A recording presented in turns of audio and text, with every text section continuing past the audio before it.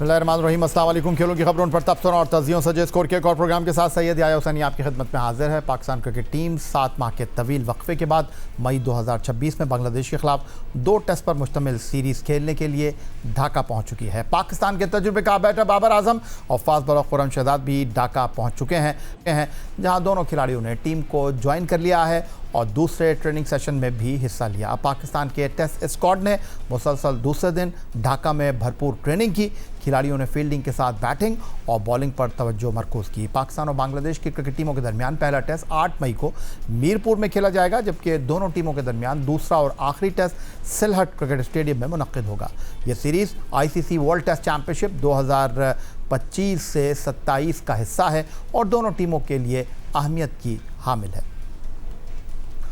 Pakistan cricket board ने champions trophy 2017 के फातेह कप्तान विकेटकीपर सरफराज अहमद को Pakistan red ball cricket team का हेड कोच मुकर्रर कर दिया। बांग्लादेश के खिलाफ 2 टेस्ट पर मुश्तमिल सीरीज़ कोच सरफराज अहमद के लिए पहला इम्तिहान होगी। बांग्लादेश रवानगी से कबल कराची में मीडिया से बातचीत करते हुए रेड बॉल टीम के हेड कोच सरफराज अहमद का कहना था कि उनका क्रिकेट खेलने का सफ़र अच्छा रहा। उन्हें कोचिंग में अभी चंद माह हुए हैं। खिलाड़ियों के साथ अंडरस्टैंडिंग बहुत अच्छी है, जिसके मुस्बत नताइज आएंगे। सरफराज अहमद ने मजीद कहा कि उनका पूरा फोकस रेड बॉल क्रिकेट पर है। वाइट बॉल का फैसला पाकिस्तान क्रिकेट बोर्ड करेगा। वो जो एक क्रिकेट का सफ़र था वो अल्लाह का शुक्र है कि बहुत ज़बरदस्त गुजरा, बहुत अच्छा रहा। और जहाँ तक रही बात कोचिंग की, तो पिछले 7-8 महीने से जो है वो सर्किट में चल रहा था। अंडर-19 के साथ काम किया, उनके साथ कैंप में काम किया। फिर अभी हमारा प्रीवियसली रेड बॉल का कैंप लगा था NCA में, उस कैंप को मैंने हेड किया। और मैं पाकिस्तान क्रिकेट बोर्ड और नेशनल क्रिकेट अकेडमी का शुक्रिया अदा करना चाहता हूँ कि वो सारी चीज़ें वो प्रोवाइड की जो एज कोच हेड कोच जो है वो आपको चाहिए होती हैं। तो आई थिंक काफ़ी अच्छी प्रैक्टिस हो गई है और यहाँ भी एक अच्छा एनवायरनमेंट लड़कों के बीच में रखा हुआ है। कोशिश करेंगे कि इनको अच्छा जो है वो प्रोवाइड करें सारी अच्छी चीज़ें, ताकि ये अच्छा परफॉर्म कर सके ग्राउंड के अंदर। देखिए, जहाँ तक रही बात हमारे फॉर्मूला क्रिकेटर की है, साथी कुलिक की, हर किसी का अपना ओपिनियन है और उनकी अपनी राय है, वो ज़्यादा बेहतर समझते होंगे। बात देखिए, मैं अपनी पूरी कोशिश करूँगा। मेरे पास एक अपॉर्चुनिटी है, मेरे साथ जितने भी लड़के हैं, जो मेरी पूरी टीम मैनेजमेंट है, असद शफीक हैं, उमर गुल हैं, अब्दुल साद हैं या ग्रैंड लूडन है, हम लोग पूरी कोशिश होगी कि हम लोग हार्ड वर्क करें ग्राउंड के अंदर और कोशिश करेंगे अपनी परफॉर्मेंस से टीम के रिजल्ट को बेहतर ला सकें। और जहाँ तक रही बात वाइट बॉल की, देखें वो मेरा कोई डोमेन नहीं है। बात है कि क्रिकेट बोर्ड डिसाइड करेगा किसको कहाँ कोचिंग करनी है। अभी इस वक्त रेड बॉल पे हम कोचिंग कर रहे हैं। वाइट बॉल के कोच आपको पता है माइक हैसन है, वो वाइट बॉल के हवाले से देखेंगे। हमारा पूरा फोकस जो है रेड बॉल के ऊपर है और पूरी कोशिश करेंगे कि पहले टूर में अच्छी परफॉर्मेंस दें एज ए टीम मैनेजमेंट और एज ए टीम।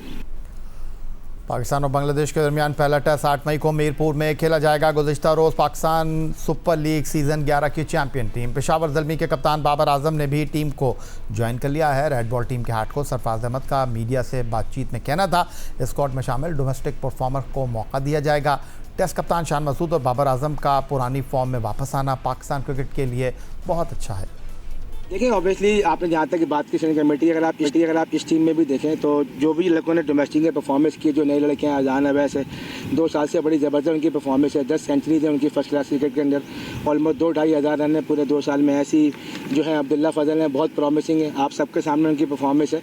तो जितने भी लड़के आ रहे हैं, हमारी कोशिश ये जो लड़के डोमेस्टिक के अंदर परफॉर्म कर रहे हैं उनको पाकिस्तान टीम में इंजेक्ट किया जाए। और हमेशा जब भी टीम बनती है सबके मशवरे से बनती है और सबका इनपुट होता है। देखिए, जहाँ तक रही बात बाबर की, तो देखें बहुत अरसे बाद जो है बाबर जो है पुरानी वाली फॉर्म में नजर आया और टेक्निकली बहुत अच्छा खेल रहा है, जो कि बाबर के लिए भी अच्छा है और पाकिस्तान क्रिकेट के लिए भी अच्छा है। ऑल दो के T20 फॉर्मेट है, टेस्ट मैच में आने के लिए थोड़ा क्योंकि आप 1.5-2 महीने से आप T20 क्रिकेट खेल रहे होते हैं, तो टेस्ट मैच में आने के लिए उम्मीद है कि इंशाल्लाह 4 दिन जो उसको मौका मिलेगा वो दोबारा वापस आ जाएगा। लेकिन खुशाइन बात ये है कि वो टेक्निकली बहुत अच्छा खेल रहा है, जो कि पाकिस्तान क्रिकेट के लिए बाबर के लिए बहुत अच्छा है। ऐसी शान मसूद का भी है, बहुत ज़बरदस्त फॉर्म में है, तो ये अच्छा साइन है कि पाकिस्तान के कैप्टन भी हैं और जो इस वक्त जो डोमेस्टिक क्रिकेट में जो अच्छी परफॉर्मेंस दे रहे हैं, उम्मीद है कि वो इस फॉर्म को आगे कैरी करेंगे। और जहाँ तक रही बात जो आपने बात की है प्लेयर के साथ, देखें प्लेयर के साथ कोचिज का जो रिलेशन है ना वो अच्छा ही होना चाहिए, जिसकी वजह से आप उनसे अपनी बात कर सकते हैं और ऐसे ही प्लेयर आपसे अपनी बात कर सकते हैं। आई थिंक मैं इनके साथ बैठा भी हूँ, 1-to-1 में लड़कों से बात भी की है।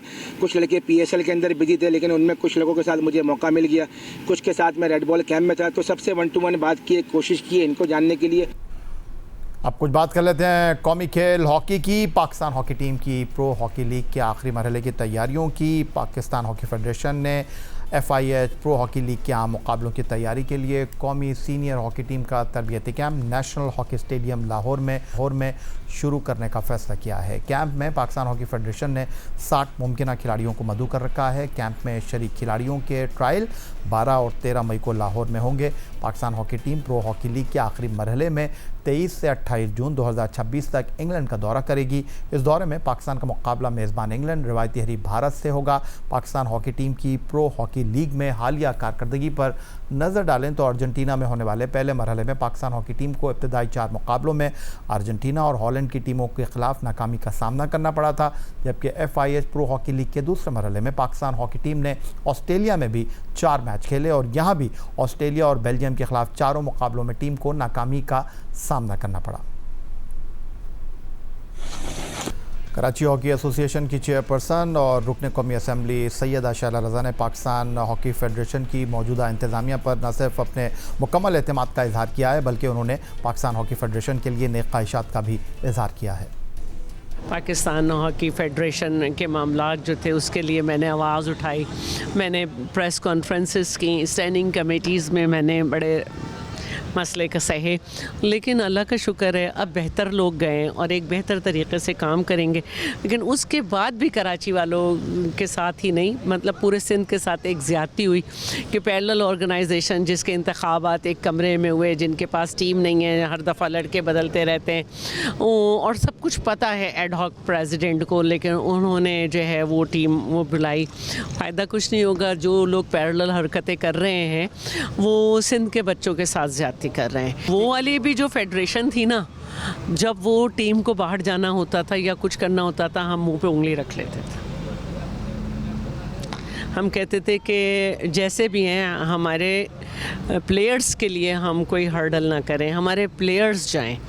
तो हमने कभी ये नहीं किया और अब मुझे यकीन है कि ये सब लोग बेहतर से बेहतर लोग निकालेंगे और बेहतर की तरफ जाएंगे। पाकिस्तान के उभरते हुए टेनिस स्टार मोहम्मद शोएब ने ITF फ्यूचर सिंगल टाइटल अपने नाम करके तारीख रकम कर दी। मोहम्मद शोएब ने PTF टेनिस कॉम्प्लेक्स इस्लामाबाद में मुनक़िदा fair travel ITF men's future M15 championship 2026 मरहुमा ख्वाजा इफ्तिखार अहमद की याद में मुनक़िदा सिंगल टाइटल अपने नाम किया। मोहम्मद शोएब ने सनसनीखेज़ फाइनल में रूस की नकीता आनंद को 7-6, 6-4 और 6-2 से शिकस्त देकर फतह समेटी और शानदार कामयाबी 20 साल तवील इंतज़ार का खात्मा है। पाकिस्तान टेनिस फेडरेशन के सरबराह इसामुल हक कुरैशी और अकील खान के बाद Mohammad Shoaib ITF future single title जीतने वाले पाकिस्तान के पहले खिलाड़ी बन गए। मैच के बाद गुफ्तगू करते हुए पाकिस्तानी खिलाड़ी मोहम्मद शोएब ने कहा कि वो इस काम अल्लाह तबारक व तआला का शुक्र अदा करते हैं। मोहम्मद शोएब ने कहा कि वो अपनी इस कारकर्दगी को बरकरार रखेंगे। उन्होंने पाकिस्तान टेनिस फेडरेशन के सदर और सेक्रेटरी जनरल का मुसलसल ताउन पर शुक्रिया भी अदा किया। तो इसके साथ साथ मैं पाकिस्तान पूरे टेनिस फेडरेशन का बहुत शुक्रिया अदा करता हूँ प्रेसिडेंट इसामुल हक कुरैशी साहब का कि और वो हमारे साथ टेनिस कप में जो है वो प्लेयर्स भी होते हैं। तो यही होता है कि हमें सामने से काफ़ी वो सीख रहे होते हैं, कील भी से सीख रहे होते हैं। और मुझे यही लगता है कि अभी जब मैं कोर्ट में इतना सॉलिड खेल रहा हूँ तो ये भी एक रीज़न है कि सामने और कील भी को हम देख के ना तो हमें पता होता है कि ये लोग प्रेशर कैसे हैंडल करते हैं। तो उसी चीज़ पे हम भी जा रहे होते हैं कि हम प्रेशर हैंडल करें। तो thank you again. ITF men's future tournament में तारीखी फतह के बाद सदर पाकिस्तान टेनिस फेडरेशन इसामुल हक का कहना था कि तारीख में पहली मरतबा ITF सिंगल्स और डबल्स में पाकिस्तान को एक साथ कामयाबी हासिल हुई। सिंगल्स का टाइटल जीतने वाले मोहम्मद शोएब को ट्रेनिंग के लिए अमरीका भेजा जा रहा है। पूरा मंथ हमें सेलिब्रेट करना चाहिए। I think it's the first time हमने 4 ITF इवेंट्स कराए हैं, 3 जूनियर्स के, 3 मेन के। Single and double titles were won by Pakistanis and now सारे के सारे टाइटल्स माशाल्लाह पाकिस्तानियों ने जीते हैं। तो जितना मैं क्रेडिट मुझे जितना नहीं मिलना चाहिए as a federation, all we can do is support and give opportunity to our players and main credit तो माशाल्लाह मोहम्मद शोएब को है, आबिद अली अकबर को है, मुज़म्मिल मुर्तज़ा को है for all there hard work and continuous devotion and resilience कि यहाँ पे आके मुल्क का नाम रोशन कर रहे हैं। देव क्रिएटेड हिस्ट्री। अकील और मैंने तो चले एक हिस्ट्री बनाई है जो भी लेगेसी है, but this is the first week ever in Pakistan tennis history कि दोनों single and doubles title either at ATP ITF level पे पाकिस्तानीज जीते हैं। तो that's a very proud moment as a federation also, as a president, as a tennis lover and as a Pakistani as well. Program में वक्त हुआ एक break का। Break से वापस लौटेंगे तो हमारे साथ मौजूद होंगे पाकिस्तान के साबिक test captain wicket keeper Rashid Latif दौरा बांग्लादेश पर गुफ्तगू के लिए।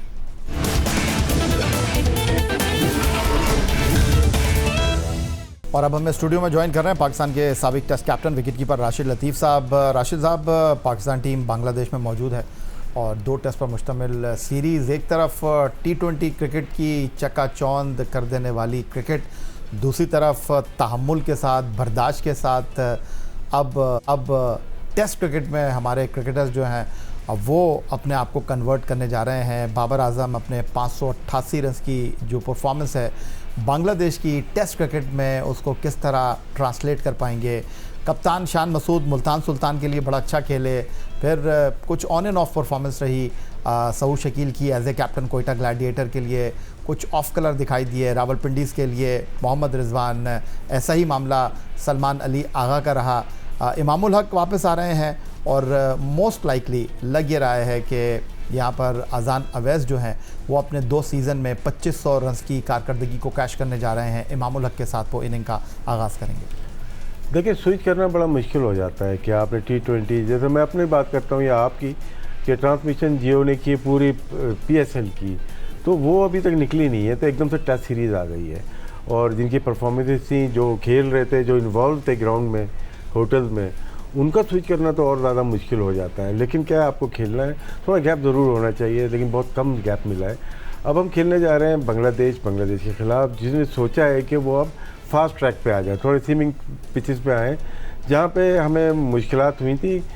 रावलपिंडी के टेस्ट को देखते हुए 2 टेस्ट मैचेस वो लास्ट टाइम जीते और उसको देखते हुए शायद उन्होंने प्लान किया होगा कि शायद वो थोड़ी सी ग्रीन पिचेस बनाएं। स्पिनर्स पे वो डोमिनेट करते हुए आए, पास में ताजुल इस्लाम हो जाए या कोई भी उनके बॉलर्स हों, वो टेस्ट क्रिकेट हमेशा से स्पिनर्स पे खेलते आए हैं। उनकी फास्ट बॉलिंग हमारी फास्ट बॉलिंग से अगर मवाजना किया जाए तो तेज़ लग रही है। मैं नाहिद की बात करता हूँ, तस्कीन शायद है नहीं है टीम में, लेकिन वो नाहिद की बात करता हूँ तो वो काफ़ी तेज़ बॉलर हैं, 145 प्लस में वो बॉलिंग करते हैं। अब हमारे प्लेयर्स की है जो कि T20 में बड़ी अच्छी परफॉर्मेंस करके जा रहे हैं। बाबर नो डाउट बहुत अच्छा परफॉर्म करके जा रहे हैं, कप्तान शान मसूद हैं, ये वो प्लेयर हैं जो कि अच्छा खेलते हुए आ रहे हैं और ज़रूरत थी इनको, इनकी फॉर्म वापस आए ज़रूर हैं। अब ये देखते हैं कि वहाँ पे जाके कितनी जल्दी एडजस्ट होते हैं। टेस्ट मैच और T20 क्रिकेट में बहुत फ़र्क होता है। हाँ, सलमान अली आगा का कह सकते हैं और रिजवान का, ये 6-7 नंबर के बैट्समैन होंगे और ये अपने आप को ढाल सकते हैं टेस्ट क्रिकेट में, क्योंकि T20 में इनकी परफॉर्मेंस हुई नहीं। अजान अवैस की बात की, लास्ट 2 सीज़न में 10 सेंचुरियाँ उनकी, और वो डिज़र्व करते हैं पाकिस्तान टीम के टेस्ट कैप मिलने के। तो राशिद लतीफ़ साहब, अगर मैं आपसे ये जानने की कोशिश करूं कि हम होम ग्राउंड पर तो बांग्लादेश को हरा नहीं पाए, तारीख़ रकम की उन्होंने, वो हमें घर में हरा कर गए हैं और अब हम एक नए कोच के साथ एक नए सफ़र की शुरुआत कर रहे हैं। सरफराज अहमद जो सिलेक्शन कमेटी का भी हिस्सा हैं, फिर उसके बाद असद शफीक, 1 नहीं 2 नहीं 3 नहीं 4 उनके पास जो है असाइनमेंट हैं। उमर गुल को हम फास्ट बॉलिंग कोच की हैसियत से लेकर गए हैं। जो सबसे बड़ा सवाल है, ये खिलाड़ियों का इम्तिहान होगा इस सीरीज़ में या आपकी नई मैनेजमेंट का? ये पाकिस्तान क्रिकेट बोर्ड का इम्तिहान है। ये तो देखें, वो एक बनाते हैं, पूरा सेटअप बनाते हैं और सरफराज काफ़ी दिन से तस्करा हो रहा था कि वो हेड कोच आ जाएंगे। अंडर 19 के साथ रहे, मेंटोर शाहीन के साथ रहे, असद शफीक काफ़ी जगह काम कर रहे हैं, वो बैटिंग कोच आए हैं, और उमर गुल पास में कोयटा ग्लैडिएटर्स के लिए भी काम करते हुए आए हैं। तो ये अब हमारे जो है वो कोचिंग स्टाफ आया है, साथ खेले हुए एक माइंडसेट सबका एक लग रहा है और देखते हैं कि किस तरह से सरफराज के लिए पहला असाइनमेंट है बड़ा, जो कि टेस्ट क्रिकेट बिगेस्ट है और वो फाइट करना जानते हैं, फाइटर हैं। पास में भी उनका मुकाबला कुछ विकेट कीपर से रहा, कामरान अकमल से या दूसरों से, उसमें बाजी ले गए थे। इनिशियल स्टेज में उनको प्रॉब्लम हुई थी। यहाँ पे भी सारी चीज़ें अच्छी नहीं होंगी, हो सकता है, लेकिन तहम्मुल का मुजाहरा करना पड़ेगा सरफराज को भी, पाकिस्तान क्रिकेट बोर्ड को भी और प्लेयर्स को भी, क्योंकि आपको आते ही साथ सक्सेस मिल जाए तो हम चढ़ा देते हैं कि यार हमें कोच मिल गया, और जब वो फ्लॉप हो जाते हैं तो बोलते हैं कि यार नहीं यार ये काबिल नहीं है। हमें कम से कम 10 से 12 टेस्ट मैच सरफराज को देने चाहिए, इस मैनेजमेंट को देने चाहिए। जहाँ तक ड्यूल रोल का ताल्लुक है उसको कट डाउन कर सकते हैं। अगर सिर्फ बैटिंग कोच का, जैसे असद शफीक की आपने बात की, तो बाकी जो ओहदे हैं उनसे ले लिए जाएं, सिलेक्शन कमेटी भी ले ली जाए और सरफराज से भी सिलेक्शन कमेटी ले ली जाए। वो फोकस करें अपनी कोचिंग के ऊपर करें। ये ना हो कि प्लेयर ये डर जाए कि यार इनकी वजह से मैं सिलेक्ट होऊंगा, इनकी वजह से मैं ड्रॉप हो जाऊंगा। आपका जो शोबा है या जो आपका रोल है वो एज ए हेड कोच होना चाहिए। इसी तरह अगर हम उमर गुल की बात करते हैं, उनको भी अगर सिलेक्शन कमेटी में ले आए तो फिर बात बनती नहीं है। एक रोल डिफाइन कर दें, चाहे वो सरफराज का हो, चाहे उमर गुल का हो, चाहे असद शफीक का हो। थोड़ा माजी में अगर मैं आपको लेकर जाऊँ, 2016 में जब सरफराज क़यादत के मनसब पर मौका दिया गया तो उन्होंने एक नई टीम बनाई थी जिसमें शादाब थे, जिसमें नवाज़ थे, जिसमें इमाद वसीम थे, जिसमें बाबर आजम थे। लेकिन इस टीम को अगर हम देख रहे हैं तो ये तो 10-11 साल से सरफराज के साथ कहीं ना कहीं रहे हैं और इन खिलाड़ियों की मौजूदगी में सरफराज टीम में अपनी जगह बरकरार रख नहीं पाए हैं। और इन खिलाड़ियों के साथ तजुर्बे की बुनियाद पर सरफराज आपको लगता क्या है, कितना लंबा चल सकेंगे या सरफराज को अब नए लड़कों की तरफ देखना होगा? नए की तरफ जाना पड़ेगा उनको। अभी ये ट्राई कर रहे हैं, जो प्लेयर खेल रहे थे। और 2016 की बात की आपने, उसमें उनकी सिलेक्शन कमेटी बहुत तगड़ी थी। इंजमाम उल हक थे, वजातुल्लाह वासी थे, वसीम हैदर थे, तौसीफ अहमद थे। और वो जो टीम फिर चैम्पियंस ट्रॉफी जीती तो उन्होंने मोहर लगा दी कि हम प्लेयर जो लेके आए अच्छे थे। उसमें इनपुट ज़रूर रहा होगा और वाकई में रहा होगा सरफराज का। अब वो शुरू में ट्राई ज़रूर करेंगे। जैसे पेसर्स की हम बात कर रहे हैं, अब्बास को लिया है उन्होंने पुरानी परफॉर्मेंसेस के ऊपर, अपने शाहीन को लिया है, हसन को लिया है। ये तो हमारे पास पेसर्स आ गए। अगर उनसे नहीं होगा सरफराज के बाद ओपन फील्ड है कि यार मैं किसको लूँगा, मैं अली रज़ा को ले सकता हूँ क्या, या मैं उसको बॉलर को ले सकता हूँ। चॉइसेस तो हैं।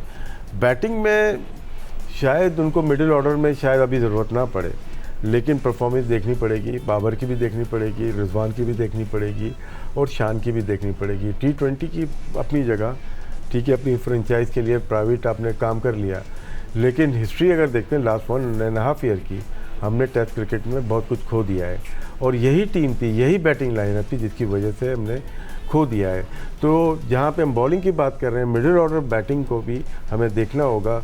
अगर परफॉर्मेंस अच्छी नहीं होंगी, 2 टेस्ट मैचेस बहुत अहमियत का हामिल हैं सरफराज के लिए भी और पूरी टीम के लिए भी, क्योंकि यहाँ से हम वर्ल्ड टेस्ट चैम्पियनशिप के फाइनल की तरफ जाना चाहते हैं। हमें दोनों टेस्ट जीतने हैं, हमें वेस्ट इंडीज़ से दोनों टेस्ट जीतने हैं, हमें इंग्लैंड से 4 टेस्ट मैच या 3 टेस्ट मैच खेलने हैं, उसमें हमें जीतना होगा। तो ये हम 5-6 एक टेस्ट मैच अगर मैचेस जीतते हैं तो हमारी रैंकिंग उसके अंदर पॉइंट टेबल पे अच्छी आ जाएगी वर्ल्ड टेस्ट चैम्पियनशिप पे। यहाँ पे अब रैंकिंग का मसला बहुत आता है। पाकिस्तान टीम रैंकिंग में ऊपर जाती है वर्ल्ड टेस्ट चैम्पियनशिप में, फिर हमारे जो चंद प्लेयरों की सर्वाइवल बहुत ज़रूरी है। तो राशिद लतीफ़ साहब, सरफराज को रिप्लेस किया मोहम्मद रिजवान ने, लेकिन बिग बैश लीग हो, वर्ल्ड T20 में उनको मुंतखब नहीं किया गया। रावलपिंडीज़ के कैप्टन की हैसियत से उनका कुछ अच्छा वक्त नहीं था। बतौर कप्तान, बतौर खिलाड़ी वो डिलीवर नहीं कर सके। आपके ख़्याल में ये रिजवान के लिए कितनी इंपॉर्टेंट सीरीज़ है, क्योंकि उसके बाद वेस्ट इंडीज़ जाना है, उसके बाद इंग्लैंड जाना है, या आपके ख़्याल में रिजवान को यहाँ खुद आराम कर लेना चाहिए था? क्योंकि अगर गाजी गौरी, जिनके सिलेक्शन पर बहुत ज़्यादा सवालात उठ रहे हैं, बहुत ज़्यादा बात हो रही है, कहा यह जा रहा है कि जी सॉफ्ट कॉर्नर रखते हैं सरफराज अहमद उनके हवाले से, अगर वो तरजीह देते हैं रिजवान के ऊपर तो इसका क्या मतलब होगा? देखें, मिली जुली इसके अंदर कन्वर्सेशन सुनने को मिली है। देखो, विकेट कीपर जब किसी को सेलेक्ट करता है ना, तो उसकी विकेट कीपिंग क्वालिटीज़ को देख के करता है। हम कंपेयर कर रहे होंगे 7 बैग से, मैं भी कर रहा हूँ उसमें, लेकिन अगर देखा जाए तो लास्ट 2 ईयर हमने इस साल की परफॉर्मेंस देखी होगी, वनडे की देख ली। वनडे में कह सकते हैं गलत सिलेक्शन हुई थी जब वो बांग्लादेश गए थे, लेकिन लास्ट 2 ईयर में परफॉर्मेंसेज अगर टेस्ट मैचेस में वो उसमें फर्स्ट क्लास में देखते हैं, 1200 प्लस रन है, 45 की एवरेज है, 3 सेंचुरीज थी उनकी, तो वो डिज़र्व तो करते थे। एक विकेट कीपर अगर सेलेक्ट कर रहा है ना, अगर मैं किसी विकेट कीपर को सिलेक्ट करूँगा तो मैं सोचूंगा ज़रूर यार 2 दफ़ा कि मेरे ऊपर बात आएगी। तो सरफराज ने उनकी बैटिंग भी देखी होगी, उनकी फिटनेस, उनकी बैटिंग भी देखी होगी, उनकी विकेट कीपिंग भी देखी होगी। इसकी वजह से तरजीह दी तमाम विकेट कीपर्स के ऊपर, चाहे वो कितने भी विकेट कीपर नए आ रहे हों। रिजवान को इस वजह से हासिल हुआ है कि उन्होंने कहीं पे भी डिस्टर्ब नहीं किया, सिर्फ एक प्लेयर के अलावा अदान अवैस जो नए प्लेयर हैं, अब्दुल्ला फजल, जिनमें से एक खेलेगा। बाकी इमाम उल हक भी वापस आए, शान मसूद भी खेल रहे हैं, बाबर भी खेल रहे हैं, आगा भी खेल रहे हैं, और शाहीन भी हैं, हसन भी हैं और अब्बास भी हैं। तो सारे पुराने प्लेयर खेल रहे हैं। तो शायद इसी वजह से इन्होंने डिसाइड किया है कि हम लेके जाते हैं पहले रिजवान को, अगर इनकी परफॉर्मेंस अच्छी हैं तो कंटिन्यू करेंगे, वरना जैसे मैंने बात की फास्ट बॉलर की और मिडिल ऑर्डर की चेंज करने की चीज़ में आ सकते हैं सरफराज, तो विकेट कीपर भी आगे जाके फिर वो चेंज कर सकते हैं। आखिरी में जाते जाते आपसे जानना चाहूँगा कि कितना इम्पोर्टेंट होगा ये सीरीज़ पाकिस्तान के सीनियर क्रिकेटर्स के लिए, क्योंकि एक तरफ पाकिस्तान सुपर लीग सीज़न 11 की कारकर्दगी है, एक तरफ वर्ल्ड कप की जो गर्द है अभी बैठी नहीं है, और आगे आने वाले दिनों में आपको टेस्ट खेलनी है। हम बात करते हैं वाइट बॉल क्रिकेट में नए खिलाड़ियों को लाने की। आपको लगता है कि इन सूरत हाल में अगर ये खिलाड़ी बांग्लादेश में डिलीवर नहीं करते हैं फिर इनकी तब्दीली की हवा चलेगी? जी, ये सिर्फ प्लेयर की बात नहीं है, ये पूरी टीम की बात है। ये एक अच्छा मौका मिला है कि आप ऑस्ट्रेलिया से वर्ल्ड टेस्ट चैम्पियनशिप के मैचेस नहीं खेल रहे, हम न्यूजीलैंड से नहीं खेल रहे फ़िलहाल, हम साउथ अफ्रीका से नहीं खेल रहे, इंडिया से तो हम खेलते ही नहीं। सिर्फ इंग्लैंड की एक सीरीज़ मुश्किल आएगी, जो कि आपका रिकॉर्ड, हमारा रिकॉर्ड इंग्लैंड में बेहतर रहता है, एक जीतते हैं तो एक हारते हैं, दो भी जीत सकते हैं, लेकिन अगेंस्ट बांग्लादेश खेलें, श्रीलंका खेलें, वेस्ट इंडीज़ खेलें, तो ये टीमें तो हम पकड़ सकते हैं ना। अगर इनके खिलाफ भी परफॉर्मेंस अच्छी नहीं होती है, वर्ल्ड टेस्ट चैम्पियनशिप से हम बहुत ही जल्दी बाहर हो जाते हैं, फिर ये प्लेयर डिज़र्व नहीं करते कि टीम में है। फिर आप एकदम से फिर चेंज ना करेंगे, फिर आहिस्ता आहिस्ता जो भी प्लानिंग होगी बनेगी आगे जाके टीम मैनेजमेंट की और सरफराज की, वो हल्के हल्के टीम में तब्दीली लाना शुरू कर देंगे। बहुत शुक्रिया आपका। पाकिस्तान के विकेट कीपर राशिद लतीफ़ साहब हमारे साथ मौजूद थे, और पाकिस्तान टीम बांग्लादेश के दौरे पर है। कप्तान चांद मसूद की क़यादत में सरफराज अहमद एक नई टास्क के साथ टीम को लीड कर रहे हैं बतौर हेड कोच। उनके लिए हमारी नेक ख्वाहिशात हैं। पाकिस्तान क्रिकेट टीम दौरे बांग्लादेश में किस तरह की कारकर्दगी का मुजाहरा करती है, इस पर ख़बरों, तबसरों और तज्ज़ियों का सिलसिला जारी रहेगा। यही था आज का हमारा प्रोग्राम। एक्स अकाउंट पर आप हमें फॉलो कर सकते हैं, ईमेल कर सकते हैं, अपनी राय से आगाह कर सकते हैं score@geo.tv पर। इस दुआ, इस उम्मीद, इस तवक्को के साथ कि पाकिस्तान में खेलों खिलाड़ी तरक्की करते रहें। सैयद या हुसैनी को स्कोर की पूरी टीम के साथ अगले प्रोग्राम तक के लिए इजाज़त दीजिए। अल्लाह हाफ़िज़।